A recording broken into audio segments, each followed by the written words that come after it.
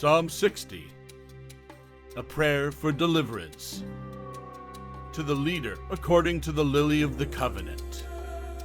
A miktam of David, for instruction, when he struggled with Aram Naharaim and with Aram Zobah, and when Joab on his return killed 12,000 Edomites in the valley of Salt. O God, you have rejected us, broken our defenses. You have been angry, now restore us. You have caused the land to quake. You have torn it open. Repair the cracks in it, for it is tottering. You have made your people suffer hard things. You have given us wine to drink that made us reel.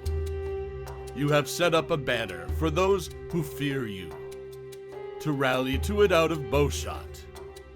Give victory with your right hand, and answer us, so that those whom you love may be rescued. God has promised in his sanctuary. With exultation I will divide up Shechem, and portion out the vale of Succoth.